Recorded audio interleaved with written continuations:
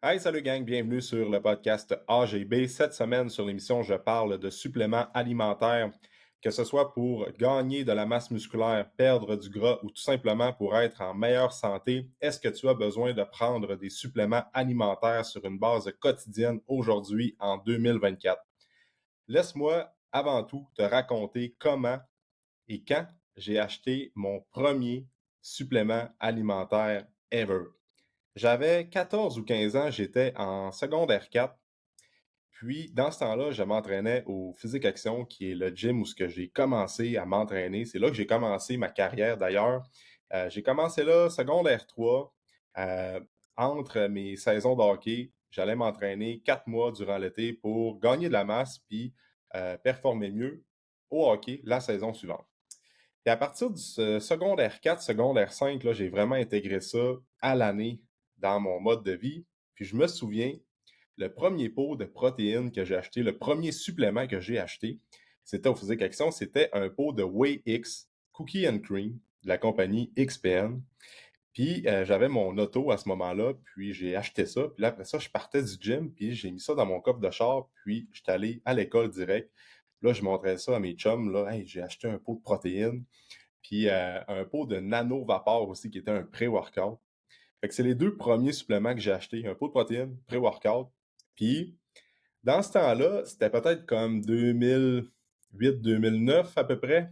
Puis les suppléments, ce n'était pas ce que c'est aujourd'hui. Tu sais, aujourd'hui, c'est rendu vendu partout. C'est très accessible. Mais dans ce temps-là, la créatine était encore considérée comme un stéroïde. OK? Puis je me sentais vraiment badass. J'étais comme, OK, là, je m'entraîne, mais là, je rentre vraiment dans la vraie ligue. J'ai mon premier pot de supplément. Je prends mon pré-workout avant d'aller au gym. Puis je me souviens, mon frère s'entraînait, commençait à s'entraîner aussi, puis lui aussi commençait à acheter des pots de suppléments alimentaires.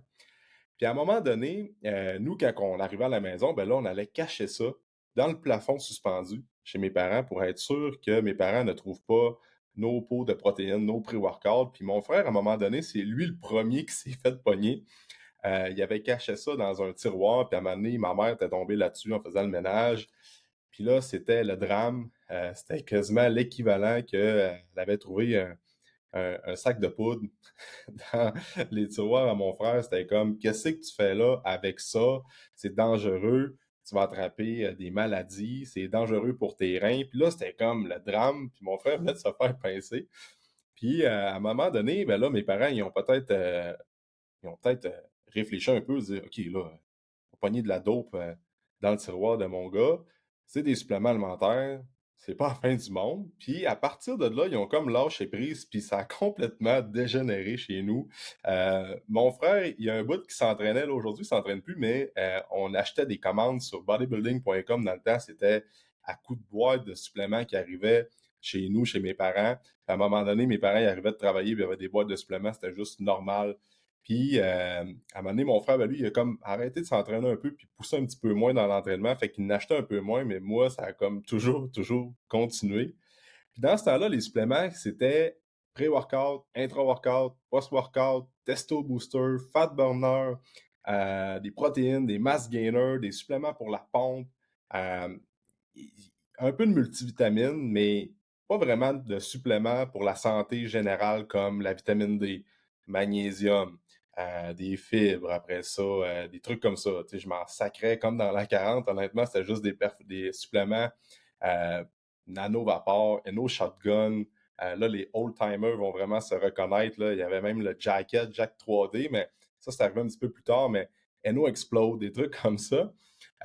Toute la gamme de produits animaux, là, comme les Animal Pack, Animal Cut, le gros setup où ce que tu prenais comme une dizaine de pilules 2, 3 fois par jour, juste pour être badass. Puis chez mes parents, dans le garde-robe, dans ma chambre, j'étais au sous-sol, puis il y avait là où ce que je mettais mon linge dans le garde-robe. Puis j'avais 2 tablettes dans le garde-robe pour normalement serrer peut-être du linge d'hiver, du linge en backup, là, des vieux vêtements, ben, des trucs que tu veux garder stand-by, mais moi, c'était juste des pots de suppléments à vide. C'était rendu un running gag. Mes chums, à toutes les fois qu'ils arrivaient chez nous, puis qu'il y avait des nouveaux chums qui venaient la première fois chez nous, c'était comme, hey, va voir dans le garde-robe AGB, ça n'a pas de bon sens. C'était comme des suppléments là, à côté. il n'avait, puis il n'avait toutes des pots vides, tu sais, ça servait à rien, à part pour show off les pots de suppléments, puis tous les produits animaux qui étaient bien badass. Puis je racontais cette histoire-là à une maman qui est venue avec son gars pour qu'on l'aide avec sa préparation physique au foot, puis il avait à peu près la même âge que moi, il est au secondaire. Elle me posait la question justement sur les suppléments alimentaires, puis je racontais justement l'histoire que comment j'ai commencé, comment je me suis intéressé à ça, puis je disais honnêtement, aujourd'hui, j'aurais une BM, ben, j'aurais un Christy de beau char si je n'avais pas tout dépensé cet argent-là d'un supplément à l'époque. Mais en même temps, écoute, c'est pas perdu dans le sens que je m'entraînais, puis c'était une passion, puis mon argent passait là-dedans, puis c'était bien correct. Puis aujourd'hui, ça me permet d'en rire, puis ça me permet de raconter cette expérience-là aussi pour que les gens ne fassent pas les mêmes erreurs que moi, OK? Puis les suppléments alimentaires, il faut comprendre que c'est une industrie très, très, très lucrative. Je n'ai pas les stats précises devant moi, mais ça rapporte vraiment beaucoup d'argent. Le marketing est très fort dans le sens qu'il y a toujours des compagnies de suppléments qui naissent à chaque semaine. On en parle de plus en plus. Puis, c'est vraiment omniprésent dans notre société. Tu as des suppléments partout. Puis le marketing sur les réseaux sociaux avec les associations, avec les influenceurs, c'est vraiment fort. Donc, tu peux suivre un influenceur que tu adores, que tu as confiance en cette personne-là, puis elle va être associée à une compagnie de suppléments, puis elle va te faire acheter n'importe quoi, vu que c'est comme souvent vendu comme du rêve. Tu sais, souvent les protocoles de suppléments, les protocoles de détox qu'on voit actuellement en début d'année. Ensuite, les protocoles pour perdre de la cellulite, pour la santé hormonale chez la femme, pour les gars, pour prendre la masse, c'est rendu n'importe quoi, qu'est-ce qu'on voit sur les réseaux sociaux aujourd'hui. Puis, faut en prendre puis en laisser. Puis, une autre histoire, il y a une cliente, elle a peut-être une couple de temps, elle est encore avec nous autres d'ailleurs, mais ça fait peut-être un an et demi. Puis, nous autres, quand on vend notre package d'entraînement, on aime ça dire qu'on te vend un service, tout inclus. On s'occupe de tout. Dans le sens qu'on va s'occuper de ton entraînement, de ton alimentation, de tes suppléments, de tes routines de sommeil. Tu as des questions sur l'entraînement, sur le fitness. Fais rien, pose-nous la question, puis nous autres, on s'en occupe. C'est un clé en main qu'on t'offre. Puis à un moment donné, elle nous arrive avec, Alex puis moi, on nous arrive avec genre 500 pièces de suppléments qu'elle vient d'acheter avec une influenceuse sur Internet pour la cellulite. Puis, fait que là, on est comme, pourquoi t'as acheté ça, d'un? Fait que là, elle me dit, ouais, mais là, ça va faire baisser mon niveau d'estrogène, puis ça va aider à baisser mon niveau de cellulite, puis ça va faire ça, puis ça va faire ci. Là, on regarde, on est comme, là, t'es-tu consciente que tu viens de brûler 500 pièces parce que t'as pris les devants, t'as acheté ça. C'est un bon deal parce que t'as vu ça sur Instagram, mais t'as rien besoin de ça. Actuellement, ton focus, c'est t'entraîner, optimiser ta nutrition parce que là, c'est pas encore adéquat, optimiser ton sommeil parce que tu dors pas bien présentement, mais là, le 500 pièces de supplément, tu viens de mettre ton argent dans le feu. Puis le but du podcast aujourd'hui, c'est que tu ne mettes pas ton argent dans le feu. Fait que comment faire un choix au niveau de tes suppléments alimentaires, OK? Fait que le conseil que je peux te donner, c'est vraiment d'établir, premièrement, c'est quoi ton budget mensuel relié à tes dépenses fitness. Ça veut dire que, bon, il faut que tu payes ton coaching, ton membership au gym, il faut que tu payes une coupe de frais comme relié avec l'entraînement, qui est surtout l'alimentation. Tu sais, tu veux manger mieux, tu veux faire des choix plus sains, puis ça, ben, ça te demande peut-être de calculer un petit peu plus ton budget. Parce que de la viande, c'est pas donné. Tu sais, ça te demande de planifier un peu plus ton budget. Puis là, il faut que tu regardes après ça, par mois, combien tu es prêt à investir en suppléments alimentaires. Si en ce moment, tu dis, moi, j'arrive déjà kiff-kiff, je paye un entraîneur, puis j'ai besoin d'un coaching, j'ai besoin d'une structure, puis ça m'aide beaucoup, je paye mon gym au travers de tout ça, puis je mange bien, je suis comme, j'ai pas de place pour des suppléments alimentaires. Fait que, alright, on n'en prendra pas de suppléments alimentaires. C'est vraiment pas ça le focus pour l'instant. Après ça, une autre personne va me dire, ben moi, comme supplément alimentaire, je suis capable de mettre 50, 100 pièces par mois. Puis une autre personne va dire, ben moi, j'ai pas de limite. Mais ça veut pas dire que la personne qui a pas de limite de budget, qu'elle s'en sac complètement, qu'on va y sortir un protocole à 500 pièces par mois. Puis, pour les suppléments alimentaires, moi, ce que j'aime recommander, c'est d'y aller avec des suppléments selon ta situation qui vont vraiment t'aider. Puis, l'affaire aussi avec les suppléments, tellement que le marketing est fort, c'est que tu pourrais lire n'importe quel pot de supplément actuellement. Tu sais, tu regardes un pot d'oméga 3, tu vas regarder un pot de zinc, un pot de créatine, un pot de BCA, un pot de suppléments pour gérer le cortisol, tu vas dire: «Ah, j'ai besoin de ça, j'ai besoin de ça, j'ai besoin de ça aussi, j'ai besoin de ça aussi». Fait que tu as l'impression que tu as besoin de tout quand tu lis les descriptions des suppléments alimentaires. Fait que le but, c'est que tu y ailles en priorité. Fait que tu priorises c'est quoi qui est important pour toi.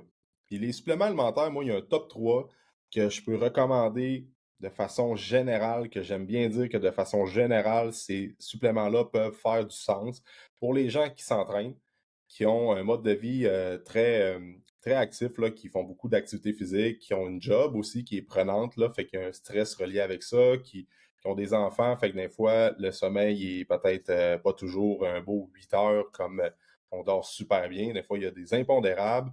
Après ça, des gens qui sont stressés, que bref. Ça, c'est un peu avec les gens qu'on travaille dans la trentaine, mettons. Fait que c'est sûr que là, on va y aller avec un top 3 qu'on aime recommander, sauf que là, le but du podcast, c'est pas de faire de la prescription. On prescrit pas, nous, c'est juste des suggestions. Puis moi, d'emblée, je peux vraiment dire que de la vitamine D, c'est quelque chose que pas mal tout le monde en Amérique du Nord, surtout l'hiver, ont besoin de consommer. Après ça, il y a beaucoup de gens que je me rends compte qui retirent des bienfaits à consommer une bonne formule de magnésium et des oméga 3, étant donné que il y a beaucoup de gens qui ne mangent pas de poisson gras, que la diète nord-américaine n'est pas riche en bon oméga 3. Puis on a souvent on a de l'inflammation reliée à l'alimentation et le stress et le mode de vie. C'est comme un top 3 que je peux dire de façon générale que c'est assez global, puis tout le monde peut en retirer des bienfaits pour notre santé générale. Fait que, vitamine D, magnésium, oméga 3. Puis, si j'avais à en choisir deux, je choisirais vitamine D et magnésium. Puis, qu'est-ce qui est cool avec ces suppléments-là, c'est que ce n'est pas très, très, très dispendieux. Tu sais, vitamine D, magnésium, ça ne te coûtera pas 150$ pour deux produits qui vont durer 30 jours. C'est quand même assez cheap, abordable, façon de parler. Encore une fois, dans les suppléments, ça, je vais y revenir plus tard, il faut vraiment s'assurer d'avoir une bonne qualité de supplément. Puis, je vais donner quelques recommandations de brands de suppléments que j'aime bien utiliser avec moi-même, puis avec nos membres, puis nos clients ici au gym. Fait que tu peux y aller avec ces trois suppléments-là, mais tu sais, priorise comme selon ton budget, choisis-en un ou deux ou trois. Puis après ça, le reste, c'est vraiment selon les besoins de la personne.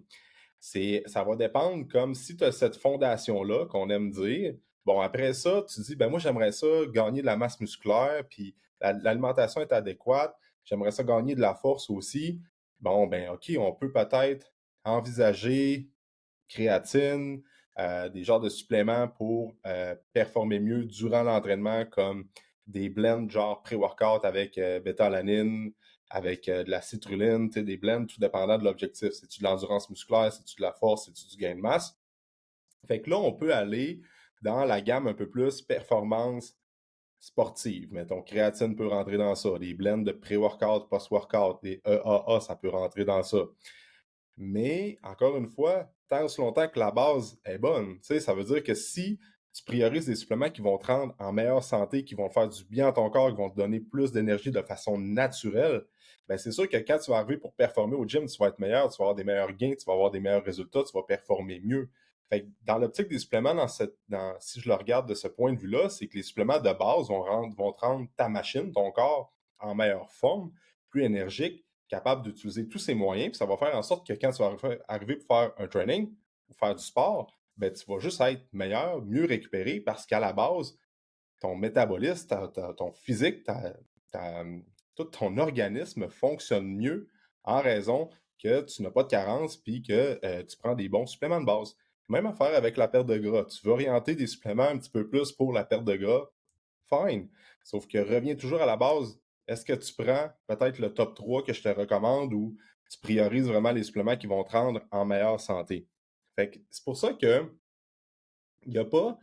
Il faut juste faire attention à prendre des suppléments qui nous promettent de gagner de la masse puis qui nous promettent d'augmenter nos performances de X, Y, Z %. Il faut juste revenir avec la base. Puis après ça, quand on a des suppléments, mettons, des fibres qu'on peut intégrer pour la digestion, des suppléments qui aident avec des mélanges de plantes adaptogènes pour réduire le stress ou contrôler le cortisol. Ça, c'est bien populaire aussi. Il faut garder en tête que, mettons, on prend l'exemple du cortisol puis du stress, ben, les suppléments avec des plantes adaptogènes puis des mélanges avec du magnésium, des trucs comme ça pour baisser le niveau de cortisol puis favoriser l'adaptation au stress qu'on vit présentement, ben, c'est comme temporaire. Là, tu vis une situation stressante avec la job, tu es en train de changer de job, tu veux continuer à t'entraîner, tu veux continuer à bien performer dans toutes les sphères de ta vie.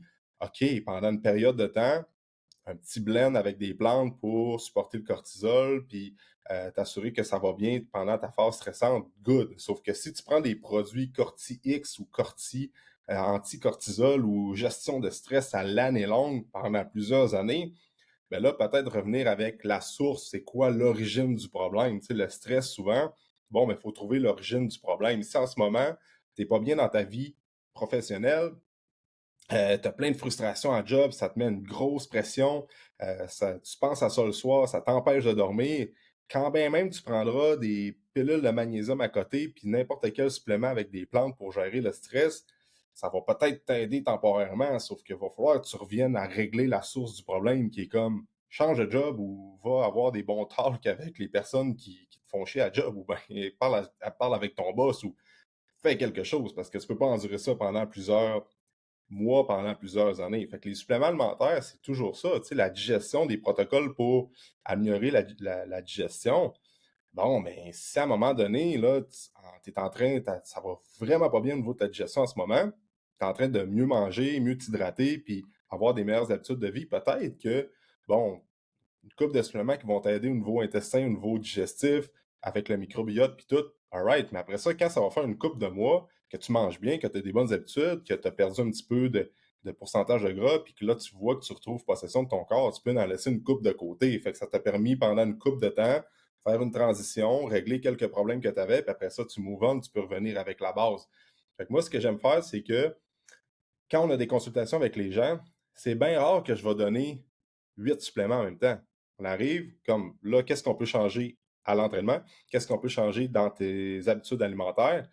Puis, bon, les suppléments, on va en essayer un, teste ça pendant 2 semaines, prends-le tous les jours, mettons, puis vois comment ça se passe. Prends des notes, note tes symptômes. Regarde ta digestion, par exemple, comment ça va, ou ton niveau de stress, comment ça va. Mais si je pitch 8 suppléments en même temps, ben souvent, la personne est comme, bon, elle n'est pas capable de dire qu'est-ce qui marche, qu'est-ce qui fonctionne pas. Fait que moi, j'aime bien l'option d'ajouter un à la fois. Puis, tu sais, il faut comprendre que on n'est pas naturopathe, on n'est pas, on fait pas plein de mix avec des plantes, là. Probablement que tu peux aller voir quelqu'un qui est vraiment bon avec les plantes, qui a vraiment étudié toute la médecine fonctionnelle. Il va t'en donner quelques-uns parce que tu as une problématique X à régler qui est plus compliquée, qui demande un peu plus de skill set au niveau naturopathique, médecine fonctionnelle. Là, c'est vraiment pas ça le point. Je parle vraiment général. Tu sais, c'est comme pendant une couple de temps, tu n'essayes un, tu vois qu'est-ce que ça fait. Hop, après ça, tu l'embarques, tu as réglé ton problème à la source, tu reviens avec ta base. OK? Fait que c'est un peu ça mon take sur les suppléments. Ce que je veux dire, encore une fois, c'est ne pas se garrocher à gauche puis à droite. Puis Alex Néron, qui est coach avec nous autres, il avait donné il a fait une vidéo sur le groupe client. C'était vraiment un bon exemple qu'il a donné. Je pense qu'il avait entendu ça d'un autre strength coach, là, mais il disait, tes habitudes de vie, c'est comme quand tu fais un pain, c'est les ingrédients pour fabriquer ton pain. Puis, bon, le sommeil, l'alimentation, l'entraînement, tu vas comme fabriquer un bon pain. Puis, les suppléments, c'est comme la levure que tu rajoutes qui fait comme gonfler le pain au four. Puis là, ça donne vraiment un pain qui est bon, très volumineux. Fait que c'est un peu la même chose avec les suppléments alimentaires, c'est que tes habitudes de vie sont solides, l'entraînement, la gestion de ton stress, l'alimentation, après ça, la routine de sommeil, puis tout. Là, puis les suppléments, ça peut juste ajouter un beau edge par-dessus tout ça. Mais tant que la fondation n'est pas là, souvent on met notre argent dans le feu. Je reviens avec mon exemple au début quand j'étais jeune. Je mettais tout mon argent dans les suppléments, mais tu sais, mon alimentation n'était pas sa coche, mes trainings étaient comme corrects, là, parce que j'apprenais, mais j'aurais pu investir dans la bourse, j'aurais pu investir ailleurs, puis j'aurais eu probablement plus de résultats. Fait que, ce que je veux dire avec ça, c'est que faut vraiment comme garder toujours cette analogie-là du pain comme la base, c'est l'alimentation, le mode de vie, puis le supplément, c'est le petit plus au-dessus. Mais tant que la base n'est pas là, ça vaut pas la peine de se garrocher sur plein de suppléments. Tu sais, mettons le magnésium. OK, le magnésium est très vendu aujourd'hui pour améliorer le sommeil. Je suis 100% d'accord. Sauf que si en ce moment, ta routine de sommeil, c'est tout croche, tu écoutes Netflix jusqu'à 11h30, minuit, tu es sur ton sel dans ton lit, tu as pris un café à 7h, après ça, tu as comme fuck all de routine de sommeil. Commence pas à prendre un magnésium en espérant régler tout ça, que tes 3-4 capsules de magnésium vont t'aider à avoir soudainement un meilleur sommeil, puis que tu vas continuer à écouter ta série meurtrière sur Netflix jusqu'à minuit, puis tu es très stressé avec la job. Ben, écoute, les 3-4 capsules de magnésium, là, ils vont peut-être pas faire grand-chose tant que ça. Fait que l'objectif dans ce cas-là, pendant 2 semaines, corrige un peu tes habitudes. T'as-tu changé une coupe d'affaires dans ta routine pré-dodo? Fine, là, on va pouvoir l'embarquer puis commencer à voir si ça fait une belle différence pour toi. Mais tu sais, ça revient un peu à, au fond, la fondation, c'est important. Tu peux pas out-supplement a bad diet, qu'ils disent dans le monde de la médecine fonctionnelle puis de la naturopathie, c'est que tu peux pas compenser un mauvais mode de vie ou une mauvaise alimentation par des suppléments. Fait que c'est un peu ça mon point sur les suppléments alimentaires. Il y a plein de compagnies que j'adore pour les suppléments alimentaires, mais moi, ben nous au gym, tous les suppléments qu'on a en stock, c'est des suppléments que je me dis, si je suis pas capable de les vendre, ben moi, je les consommerais. Ça veut dire que moi, je n'accepte pas d'avoir des suppléments que moi-même, je ne consommerais pas parce que je ne trosse pas la compagnie ou je n'ai pas confiance en la formule. Puis c'est sûr que là, je vais mettre toutes les compagnies que j'adore dans le même panier, mais tu sais, les compagnies au Québec, en termes de qualité de suppléments, on a des très bonnes compagnies québécoises. XPN est très connu, ATP, c'est très connu. Après ça, Believe Suppléments, c'est super cool comme brand. NIH, la compagnie Amat Bouchard, je l'adore. Moi, je suis vraiment comme, j'aime ça inclure tout le monde parce qu'il y a des formules que j'aime dans telle compagnie. Hop, le prix d'une autre compagnie, j'aime ça. Fait que le but, c'est d'accommoder tout le monde. Designs for Health, qui est super bon. Metagenics aussi. Il y en a plein. Mais il faut vraiment l'en truster. Il faut vraiment avoir une compagnie qu'on aime bien. Puis qu'on on connaît la mission, les valeurs, puis le background de ces compagnies-là. Puis c'est pour ça que j'adore les compagnies québécoises. De un, on encourage local, mais de deux, c'est que le standard puis les connaissances des compagnies québécoises, je trouve qu'on n'a vraiment pas à se plaindre par rapport à les compagnies aux États-Unis puis tout ça qui roulent sur des gros budgets. Il y a plein de belles compagnies québécoises là, qui sont très populaires achetez québécois pour vos suppléments, sérieux, guys, c'est vraiment, vraiment important. Des fois, des C4 puis des affaires comme qui viennent des États-Unis, t'as l'équivalent avec du monde qui font du beau stock au Québec. Fait que pourquoi pas acheter québécois, tu sais. Fait que nous, peut-être 90% du stock qu'on a, ça vient du Québec, puis ça va toujours être ça parce que j'adore les marques québécoises. Fait que j'ai pas vraiment de préférence, là. J'adore travailler avec n'importe quel brand, puis j'aime tout le monde égal. Moi, j'aime pas ça être en bref, j'aime pas ça partir sur je vends tel supplément parce que je suis associé avec telle compagnie. J'aime ça avoir la liberté de recommander ce que je veux. Fait que ça ressemble à ça pour le podcast sur les suppléments. Je veux pas donner de dosage, je pense, des fois, ça peut être mal interprété, mais le but du message, c'est que first thing first, c'est que tu modifies ton mode de vie, ton alimentation. Après ça, va voir quelqu'un qui connaît ça, puis qui va vraiment prendre le temps de t'évaluer. Tu sais, nous, ça prend peut-être une ou deux rencontres avant de donner un supplément à quelqu'un. Tu sais, on aime ça connaître comme, OK, c'est quoi ses intentions, c'est quoi son objectif, c'est quoi sa réalité, qu'est-ce qu'elle vit, c'est quoi les besoins qu'elle a, c'est quoi les faiblesses qu'elle a dans son mode de vie qu'on va corriger. Puis après ça, on est capable de se laisser une trace au niveau des suppléments. Mais c'est sûr que si tu arrives, tu t'en vas dans une shop, n'importe quelle shop, ben, tu sais, le gars qui est en avant de toi, il va te poser des bonnes questions, mais tu sais, il va te recommander de façon générale. Il ne pourra pas creuser sur, bon, pourquoi tu as la problématique, que tu es stressé en ce moment, puis tu veux un supplément pour le stress. Souvent, il va peut-être comme, voici ce qu'il y en a, puis fais tes démarches par toi-même ou va voir un coach, là. Fait que les entraîneurs, les naturopathes, les nutritionnistes sont là pour ça. Puis, by the way, la protéine, j'en ai pas parlé de la poudre de protéines, sauf que moi, je mets ça dans la catégorie supplément, mais c'est plus un aliment, la protéine, dans le sens que c'est tellement un bon dépanneur, c'est tellement un bon backup pour les moments où tu n'as pas beaucoup de protéines dans ton apport quotidien, tu as manqué un repas, puis là, il faut que tu catch up avec d'autres choses. Post-training, des fois, tu n'as pas toujours faim.